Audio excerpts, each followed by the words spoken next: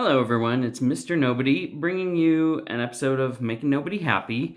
Today, I want to talk about something that's really obvious, but the only reason I want to post my take on it is maybe it comes from a slightly different angle than what you're used to.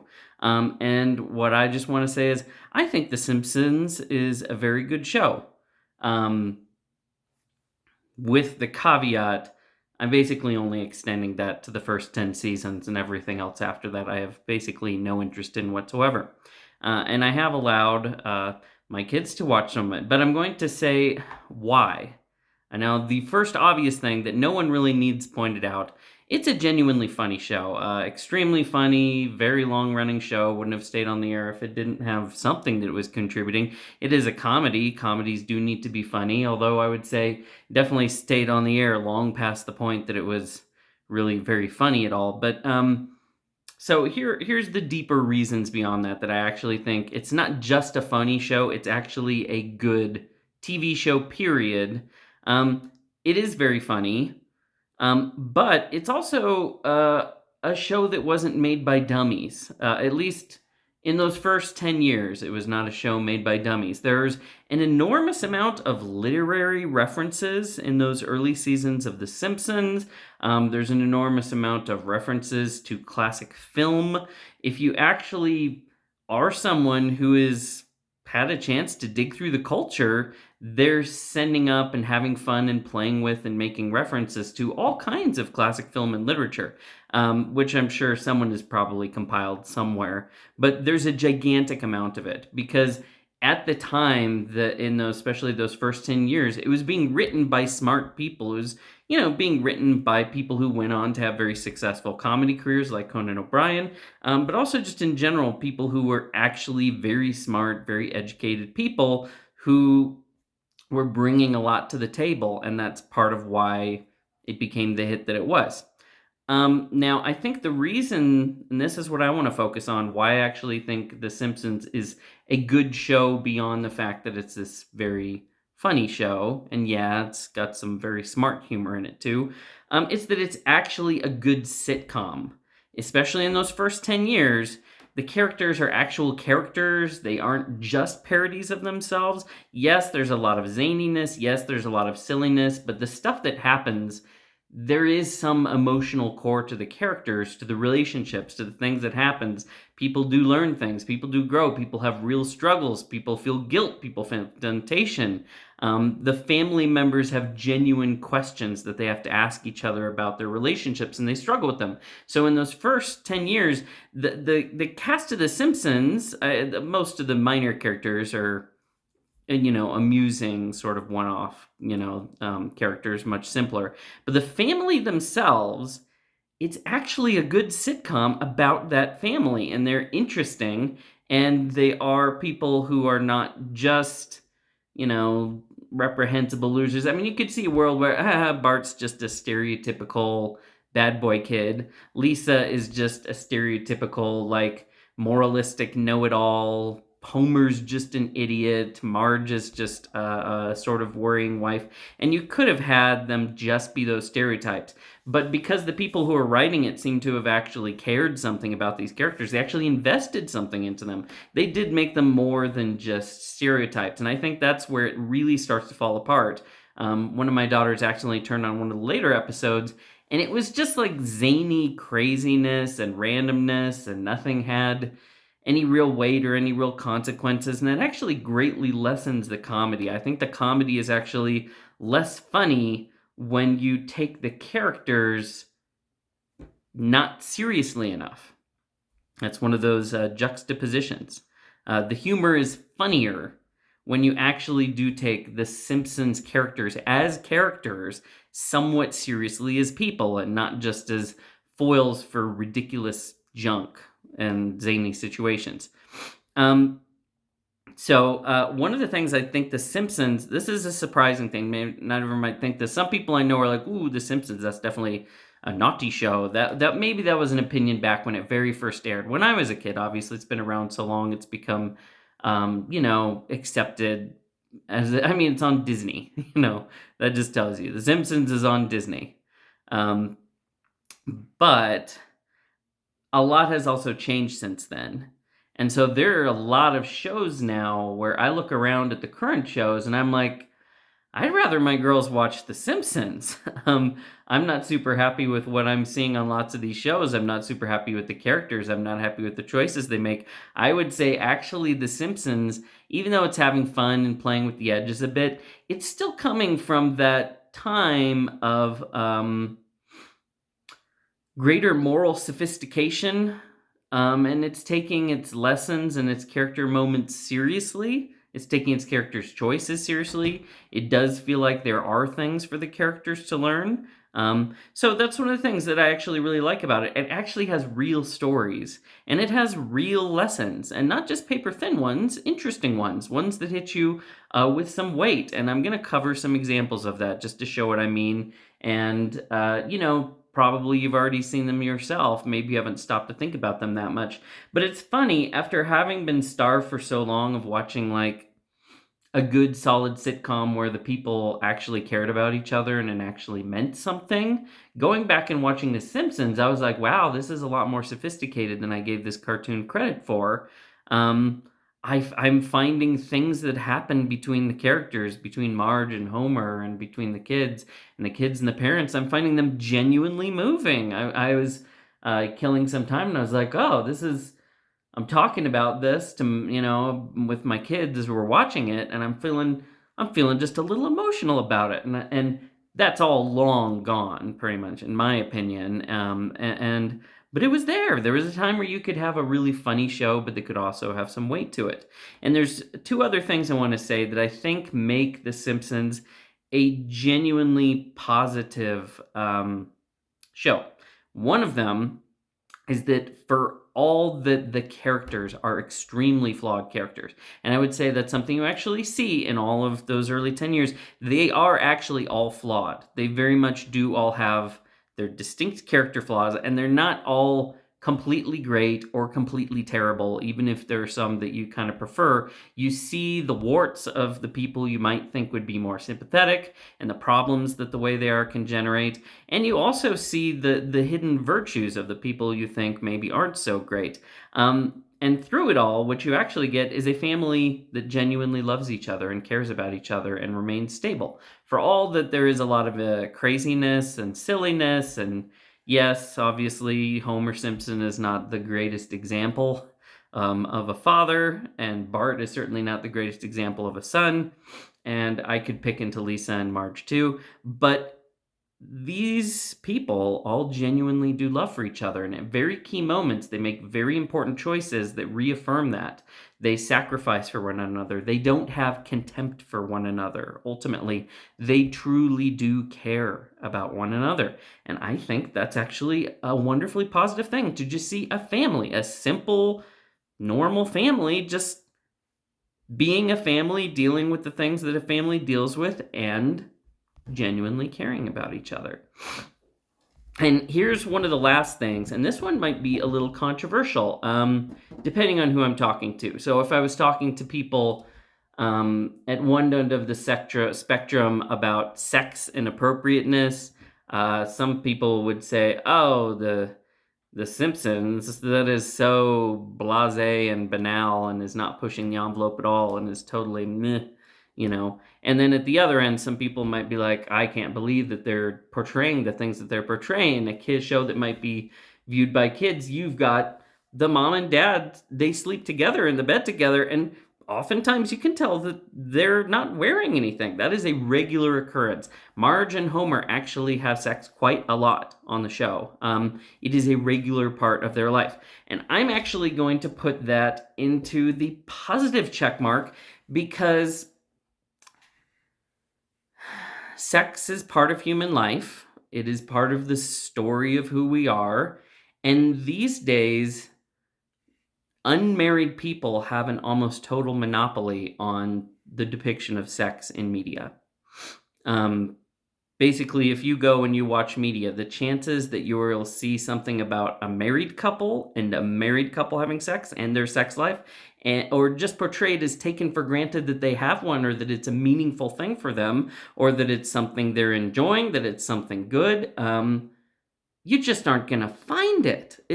And so that's something I actually don't like, is it has become the domain of the people who are actually statistically able to have it the most and actually are having it the most, which is married couples. So I actually like that here you have this powerful portrayal of a married couple who are genuinely in love with each other, who have genuine excitement about each other, who of course do have, I mean, sometimes Marge is like, you gained a little weight and it's not the most amazing thing in the world, or this is making me not feel this way, or they're real people, but sex belongs to the married people in the show. It is showing this positive portrayal of a married sex life that is so rare.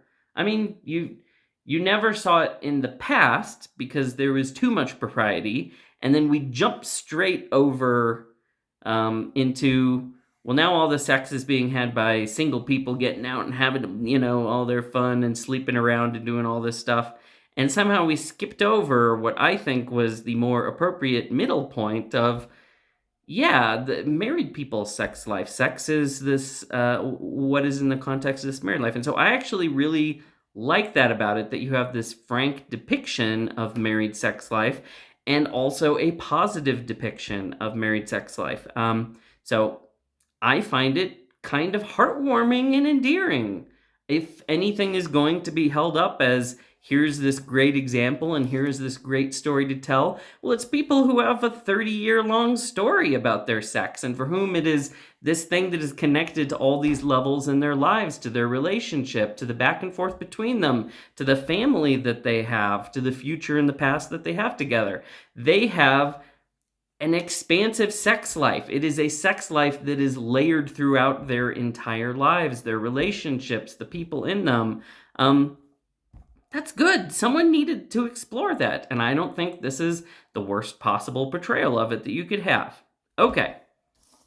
Now you're going to have to forgive me because I'm going to throw some examples at you. These are basically, if you're looking for episodes that you want to go in and say, well, I want to watch one of these sort of meatier episodes, something with a little bit more to chew on, something with a little bit more to think about, that maybe has even some lessons that you could pull out of it. I'm sure I could do reviews of these individual episodes and talk about them. But that would be quite an undertaking, and I'm not quite prepared to do that. But then some of these lessons will repeat because sometimes you need to come to the same lesson more than once. I gotta tell you, my kids, I had to often tell them the same lesson for an entire year every single day before they got it. There is a value to repetition. So let me just give you some of the episodes that I think you might want to take a look at. I'm sorry, I can't actually offhand remember the names of all of them. I tried to write them down, but there's a couple that I just couldn't remember or find the names for. So one of them is, this is actually a line that I really loved, and it's from when Mr. Burns runs for governor against the existing governor. It ends up pitting Marge against Homer, and they find themselves in conflict over this. And so, for one thing, you have this, how are they handling within their relationship this personal conflict between them? But the thing that really got to me is, in the final analysis, what happens is Marge sets up the thing with the three-eyed fish, and Burns spits it out and blows his whole chance at being governor. Burns immediately turns on Homer, blames him for it, and just says, I'm going to have my revenge. He says, I will make it my personal goal in life to make sure that your dreams go unfulfilled. And then he leaves, and Homer, who has been fighting with Marge a lot during this, but still also was trying to show her respect, of course, very imperfectly, he turns to Marge and he just says, my dreams are never going to be fulfilled. There's someone rich and powerful who's making it their business to make me unhappy. He said, my dreams never go fulfilled. I means I'm never going to be able to be happy. Can't you please make it better? And so he turns to his wife, and his wife just tells him, she says, Homer, for someone whose dreams and whose idea of happiness is occasional seconds and a little snuggling in the evening, no one can take that away from them. And Homer just says, see, you did make it better. And I found that to be actually a very touching moment because it shows something about the durable happiness that a family can provide. They both get swept up into this big political thing, and you have all this back and forth wrestling over the fate of the entire state. And you have these very powerful figures, including evil figures like Mr. Burns. And in the end, what it comes down to in the final moments is what's happening inside the family was always and still is the most important thing. It's that relationship that is foundational to what happens in their lives. And the fact that they have got this bedrock of happiness with one another, that is a durable happiness that cannot be ruined by these big silly things happening in the larger world. Now, I think that is a lesson worth thinking about, and I think it is a lesson that we need to think about today, because sometimes we do end up fighting these high up battles. They don't always go the way we want, but because we don't have the durable happiness within our families to fall back on, we feel very unmoored and desperate and reactive. And I think this episode is a great example of the kind of durable happiness that your family can provide, the sort of stability that it can provide, the power of simple things. Simple things. Because Marge was wise enough to see what really makes you happy isn't this or that or the other. What really makes you happy is the things that I actually contribute to your life. The two things that truly make Homer happy both come from his wife, not from someone else. And as long as he has her, no one can take that away from him. That's a wonderful lesson. So, jumping into the siblings, there's the mini golf episode. Again, I can't remember the name of it, even though I just saw it, where it's kind of a Flanders and Homer rivalry. They draw their kids into it. I forget. I think it's Bart versus Rod, maybe. And the general lesson of it, which is kind of a classic lesson, is don't let yourself just become a pawn in like a family drama. And that is a very good lesson because I have seen this happen. This happens in families. I've seen this happen generationally where the older generation does try to turn the younger people into pawns, into some sort of rivalry or competition or resentment. And there's a point where the younger ones actually can set an example and just say, no, that's your thing. We're not carrying this on. We don't want to inherit this burden. And sometimes that can actually straighten out the adults. Sometimes it won't. But it's a possibility.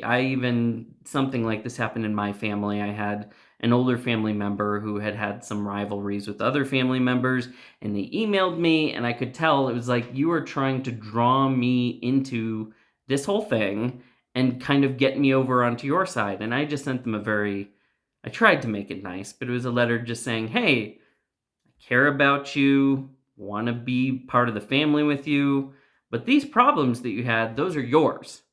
And when these people die, it's over. We're not carrying it on. We're not getting involved with it. We're not participating. Want to be there to support you, but this is not something we will be part of. And that person then didn't ever want to talk to me again, and that's perfectly fine. If that is what's necessary, you can't just let yourself become a pawn in some sort of ongoing family rivalry or drama. Of course, a very classic Simpson episodes, and Maggie Makes Three. This one has a couple different things in it, but one of them is where Homer realizes he could get out and do a job that he prefers more, that isn't as soul-sucking as the nuclear power plant, because he's figured out all the math, because they have two kids, but then they end up having a third kid, and he realizes, oh, I actually need the higher income of the nuclear power plant, and he has to go begging back for his job. And Burns sort of wants to humiliate him and stick it to him, and make the point of, yeah, you're trapped. And that reminds me of something that was said by, it's in The Boy Crisis. And he's explaining, he says, historically, women made a lot of sacrifices of careers, and men made a lot of sacrifices in careers. Everyone in life, to get through life, ends up having to do a lot of things that aren't necessarily what we'd always like to do. Homer sees a chance to kind of escape into something that he likes better. And you might think, oh, Homer's just an idiot. He's not just an idiot. He does care about some things genuinely, and the things he genuinely cares about are the people in his family, including Maggie. He's worries that when Maggie's born, he's going to resent her for taking away his dreams and obligating him to this life working at this place that he doesn't really want.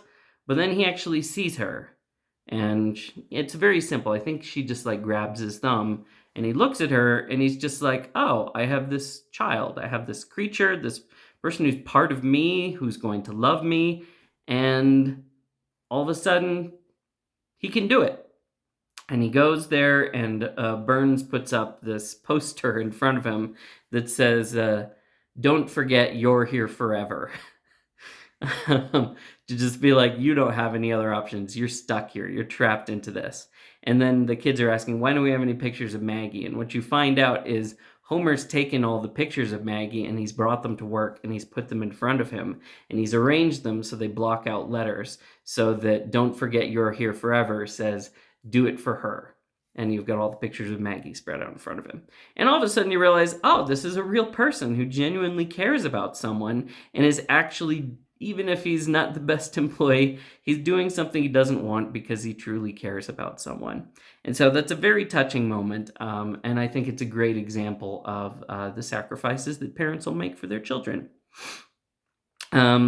Lisa's Pony. That is a similar episode. I'm not sure if that's what it's called or not, but that's where Homer really feels like he needs to do something for Lisa to prove that he loves her, partly because he's not always done a great job of that.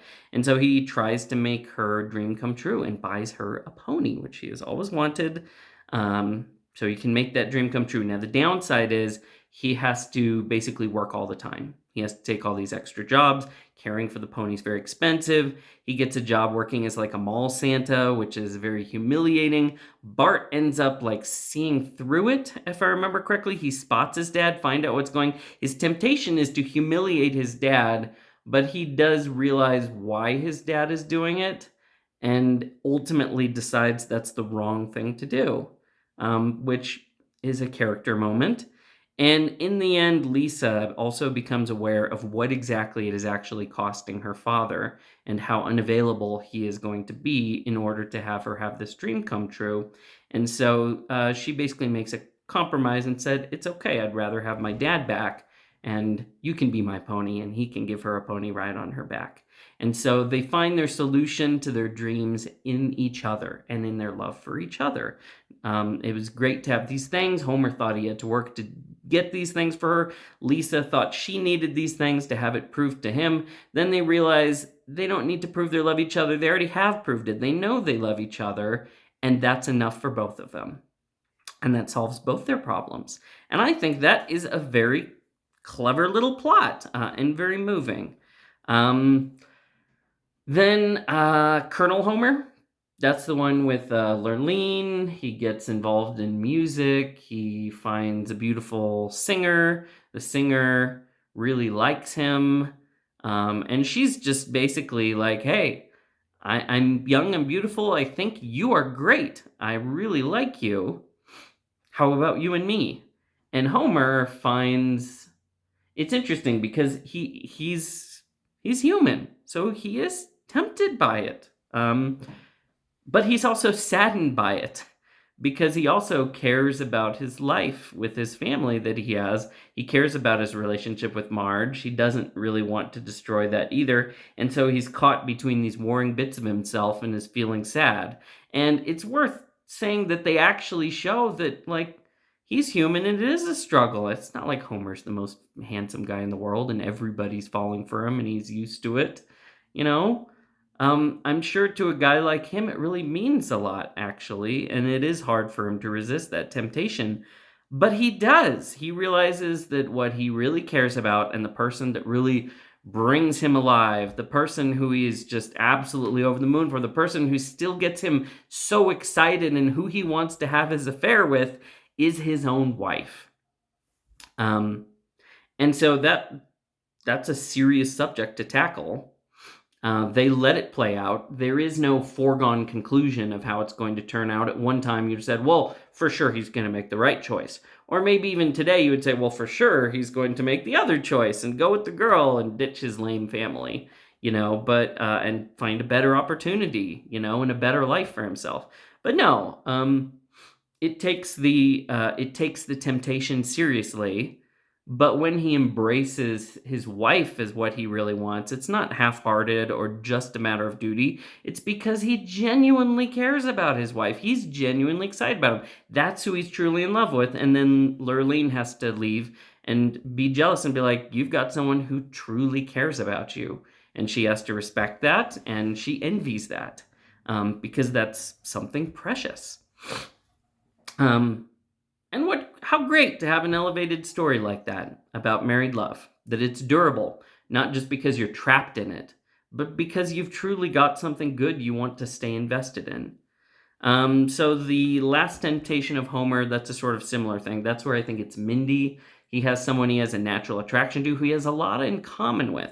And in life, you are probably going to run into people who you're like, at least from a glance, now that you know your spouse or very well, you'll run into someone else who seems new, who seems exciting, who on the face of things, it's like, oh, I have so much in common with this person. We click so much.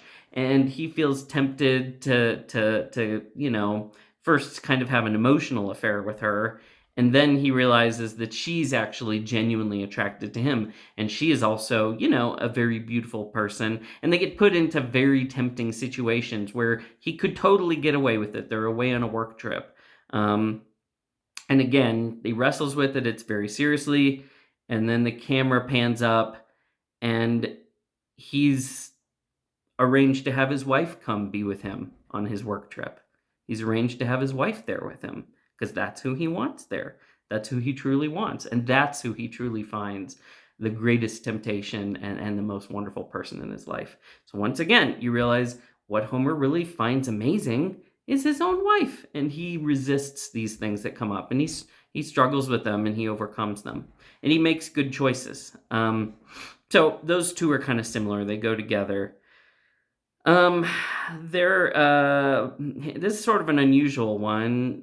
Homer versus Lisa in the Eighth Commandment. That's where Homer is stealing cable, and Lisa is very upset about it. And is just like, thou shalt not steal. You were stealing. This is wrong. This is wrong that you were doing this. And Homer just like, why are you spoiling my fun? I'm very popular now. People want to come over to my house. They want to watch the pay-per-view thing at my house. I've got this thing. It's not just my enjoyment. It's actually bringing me status and success in life. And you're just trying to spoil it by telling me, oh, it's just wrong. And he's like, who is it even hurting? He's not entirely convinced on just the ethical grounds. He does eventually get rid of the cable because he cares about his daughter's respect.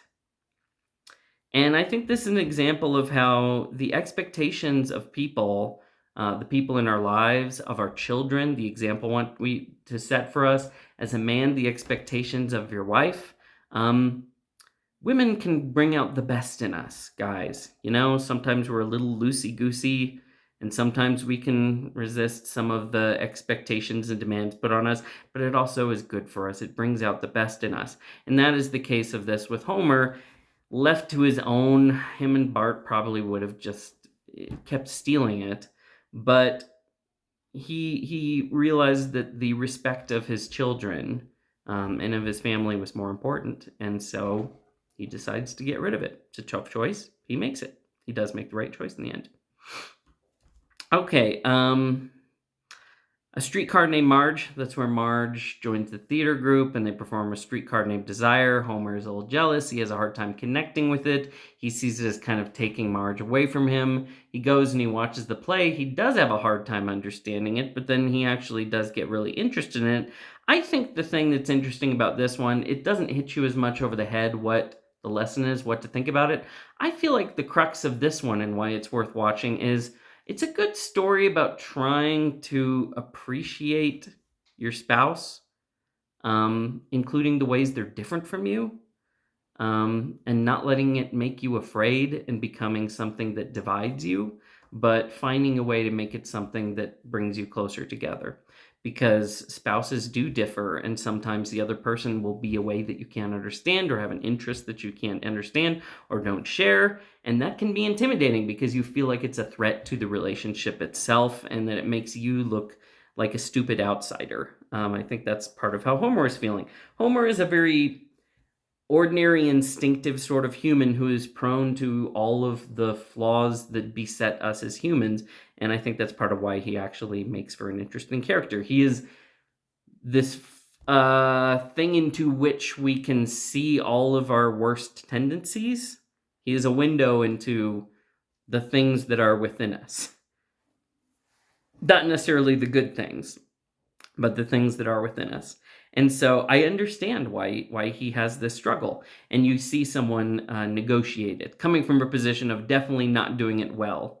Um, uh, Another one with Homer. The funny thing is, this is what I'm saying. Homer wasn't just some loser, and in later cases, in later episodes, he's literally like practically a murderer. He's a monster because they've destroyed the character.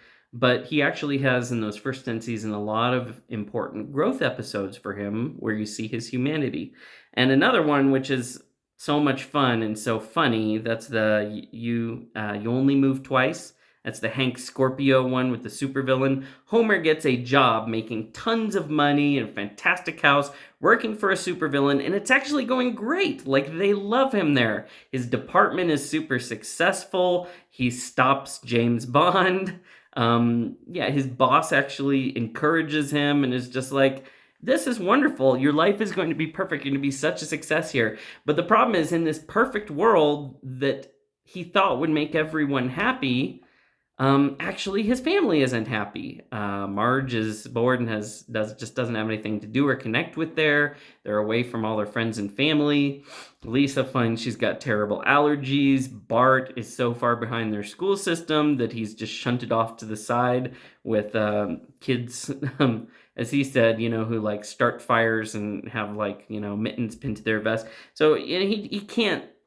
None of them are able to really live the kind of lives they want to live. So they're all really unhappy. But for the first time, Homer is like, but I'm happy. I'm successful. I'm liked.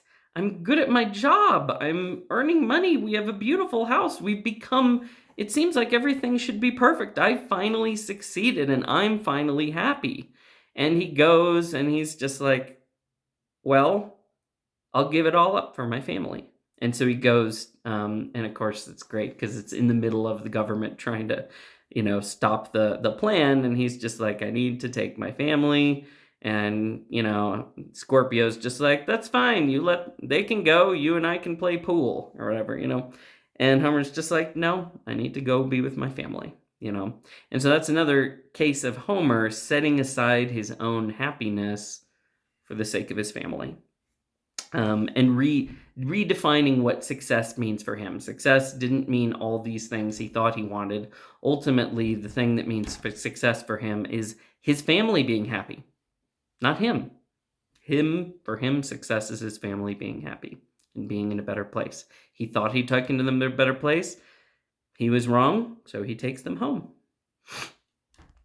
Okay, another one, Round Springfield, that's like the Bleeding Gums Murphy one, which I could say things about that, but one of the things I actually really appreciate about that one, that's also the episode where Bart eats a razor crusty O and it gives him like appendicitis and he ends up getting a settlement and he gets a bunch of money from it. They win like, $100,000 and he gets like $500. The lawyer takes the rest. And so it's an A-B story. Bart has that. Lisa is going through this whole thing with Bleeding Gums Murphy, who dies. She wishes more people had heard about him and could share his music, but she has the problem that she doesn't have his album. It's out of print. There's only one copy of it, and it's like this $500. And Bart hasn't been asked to do this, but you realize, he doesn't completely not pay attention to Lisa. He actually knows what's going on in her life. And when he goes in to spend all of his money on the ultimate pog, he spots the record that he knew Lisa wanted. And instead he comes home with that. He takes this biggest windfall he's ever had in his entire life. And he realizes his sister's unhappy because her friend died. And that this is his chance to actually help her in some small way. And he's still Bart, so he kind of downplays it and blows it off. Lisa takes it as a very genuine and moving thing and a wonderful gift. But yeah, that again is a case where you say, Deep down, Bart does know what's going on with his sister, and he does genuinely care. And when he sees her genuinely suffering from the death of someone and struggling with it, he does something of great personal sacrifice um, in order to help his sister. Okay, another one, Mr. Plow. That's a fun one. Mr. Plow, that's my name. That name again is Mr. Plow. Homer becomes a huge success again. It reminds me, some of these remind me of Donald Duck comics where he finds some new career, things are going great, some disaster always befalls, and he ends up losing it. You end up kind of back where you started at the end. Well, Mr. Plow is like that. He gets his plowing business, he's a big success. Barney takes his idea, makes an even bigger success out of it. It all kind of falls apart, and in the end, all he's left with is just the jacket. But his wife still appreciates him and has him. She's like, "Oh, it's okay. Come to bed. Yes, life lets you down, but you know where you can find happiness? You can find happiness here in my arms." And she says, "Put on the jacket," and he sings the song for her because he impressed her. And that was what ultimately matters. She is still impressed by what he did. She still cares. And so the lesson that I take from that is our dreams rise and fall. We start businesses and then they fail. We start new jobs. They go great, but then we have a downtime. Something else changes. We're always coming up with these things, and sometimes they keep going and going, and sometimes they keep crashing downward, and that's life. But the durable happiness we have in our family, the regard of our spouse, these people who we really care about, that's what pulls us through it. In the end, sure, Homer's business is gone. He's still got Marge. Marge still is happy with what happened. He still gets what he really wanted the most, which is her respect. She finds him attractive. Another siblings one, separate vocations. That's where they take the personality test. Lisa thinks, "I'm going to be a great jazz musician." And then they tell her, "Sorry, you have a condition called stubby fingers. You'll never be a great jazz musician." And so she's kind of goes into rebellion, is like, "Well, if I can't do that, then I'm going to stop trying." She becomes a bad girl. She steals the teacher's books. And Bart actually finds out, they're like, "You should be a policeman."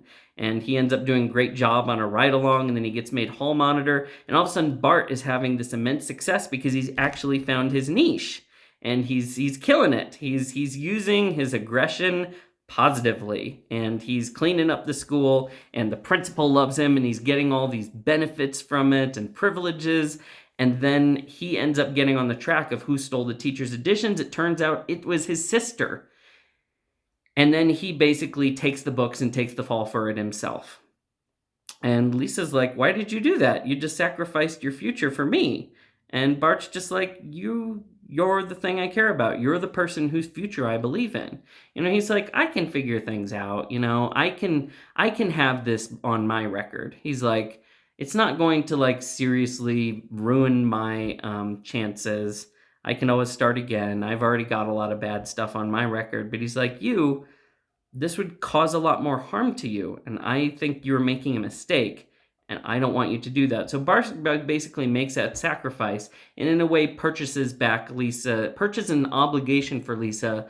Make that sacrifice count, make that life count. It reminds me of the Jean Valjean and the candlesticks, where he steals the candlesticks, and he gets brought back, and or he steals the silver but not the candlesticks, and then he gets brought back to the church, and the priest says, "My friend, I gave you the silver, but you forgot the candlesticks. You forgot to take the candlesticks." And he also gives him the silver candlesticks and says, "No, this wasn't stealing. I was giving him these things." And then Valjean is like, "Why are you doing this to me?" And he says, "I've purchased your soul. I have purchased, and now you owe me. You owe another chance. You need to do something to make this worth it. Don't ruin the extra chance that you've been given." So as I say, it's kind of Les Miserables like ending to that story. Lisa the vegetarian, that's where she becomes a vegetarian, obviously. I think that's partly just a funny episode. But it does have some actual complexity where Homer and Lisa are fighting. And it's not so much about the vegetarianism. It's more of a personal struggle of like, well, can Lisa still let other people do what they're doing? Does she feel like Can she put up with her family not being vegetarians? Can they put up with her being one? So it's more of an interpersonal conflict of, can we still work together as a family when we no longer agree about this particular thing? Um, and then you learn some of the complexities of negotiating positions like that. And then Lisa herself, even when she's like, why can't people, see that we could all just be fine if all we had was, vegetables and the stuff and cheese and milk. And Apu's like, cheese, you monster. She's, and it's like, well, he's vegan, so he's one step more. And so also it's like, oh, I guess it's not that simple. There's still people who've gone even further with this in a way I wouldn't agree with. Um, so how are we going to work that out? And so I'm not saying this has any brilliant things to say on the subject so much as it reveals some of the complexities involved in a situation like that it's not quite so cut and dry, us versus them, as you might think, that there are things to be negotiated, that there are going to be people who still disagree with you and are further out than that, and then how are you going to handle that? And same thing in your family. Is this going to be such a big thing that Homer and Lisa can't work together as a family? Can they still treat each other with some love and respect while continuing to disagree with each other? That's the real question. And the answer ultimately is yes. Lisa realizes it's wrong to despise her father for having a different opinion from her. And I actually think this is where you can see some of the downside of Lisa. Lisa's a very moralistic character, but she's someone who can very much look down on and be superior and judgy and always has something to say about everything and can despise people who don't agree with her. But it's not always that she's really the greatest person herself. And she uses it as a way to keep other people at a distance. So there are flaws to Lisa's way of being. They just look different than the flaws of the other characters. So I'll try to get through the rest of these a little quicker. I know this is a long list. The Way We Were, The Way We Was, that's where you get the story of how Homer and Marge met. That is a case where it's not as nice or romantic a story as you would think. And a lot of problems along the way, and Marge didn't even like Homer at first, and it doesn't sound as romantic as you think. And taking mistakes and making them work out better. Like, not just walking away from things, not just giving up on things, but saying, there's something good here, and we're going to take what's good, and we're going to grow that and turn that into something better.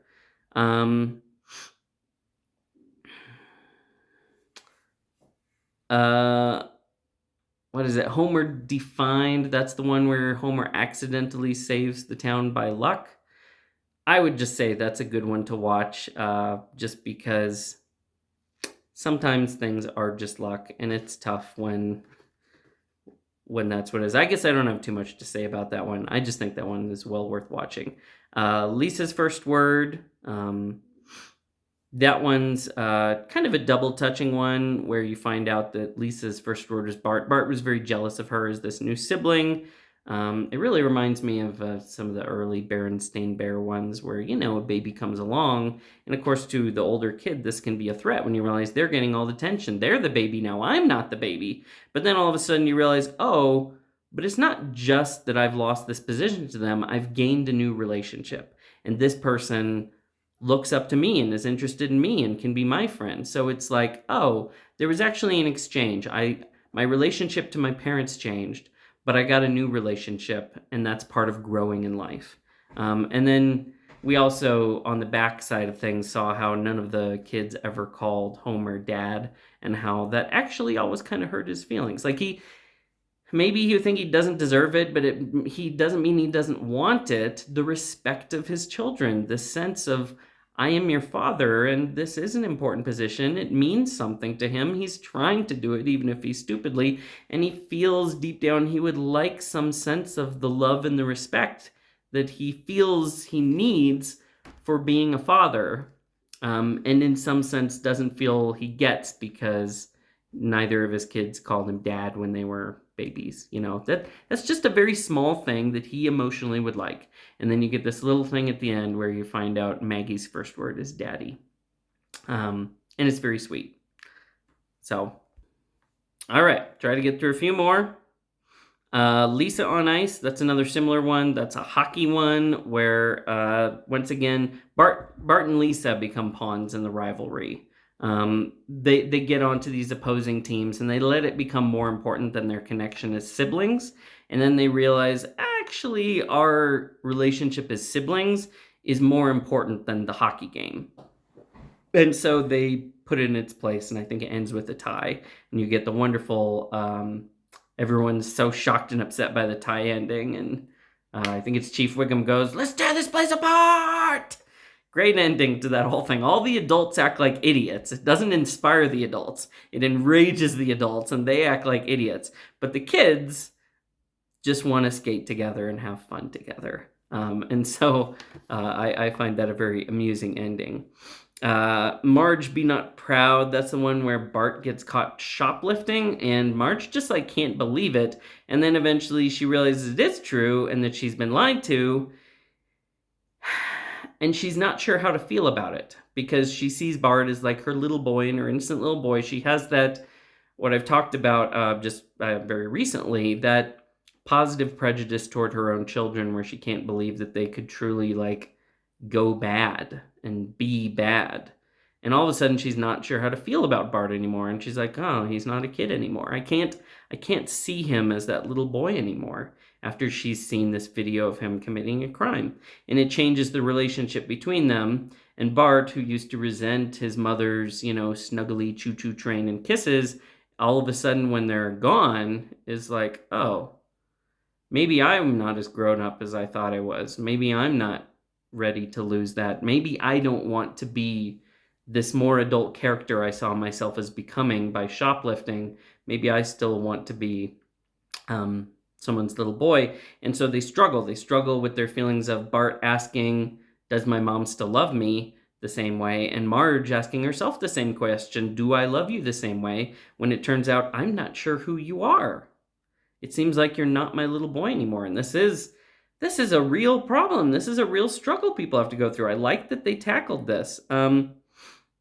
Marge learns the difficult lesson that you could stop loving your kids, or at least in the same way. Like, your kids can go bad, your kids can hurt you.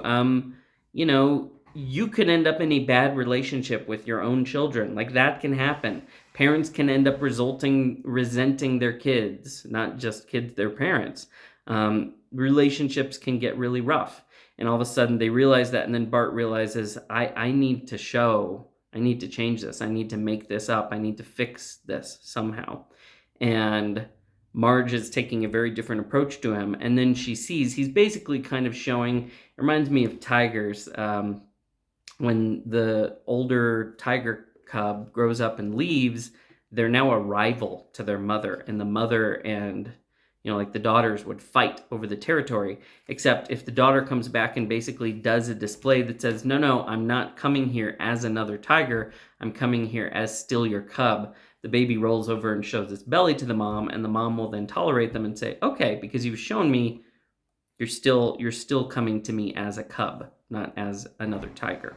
And so Bart kind of does that kind of display to show, I'm your son, I'm your child, and I'm sorry. And Marge understands it. She understands instinctively that that's what he's doing and welcomes him back. And that sort of heals up their relationship. Another one that would have to go into a lot because it's a deeper one in some ways, also a hilarious one, the One Fish, Two Fish. It's the one with the fugu, the one with the blowfish, where Homer thinks he's eaten poisonous blowfish and is going to die. And he has to wrestle with it, and then eventually he realizes he can't change anything. And so he faces death and realizes, oh, well, I actually have to come to terms with death. And maybe now oh, well, for sure that wouldn't really happen. Well, they do some work to try and make you think, no, take it seriously. They put in the work to at least try to make you take it seriously. In the back of your head, they're probably not killing off Homer.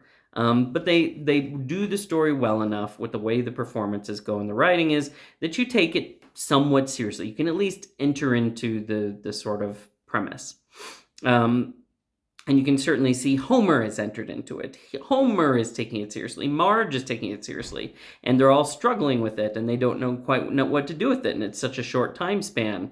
And in the end, Homer does come to terms with his fate and faces death. And that's a big thing for a cartoon character from The Simpsons to do, to like knowingly accept their own coming death. And he has two things that he does. He wants to just spend some time with Marge and enjoy it like the days that they had together and forget that it's ending. And so the two things that he comes back to are Marge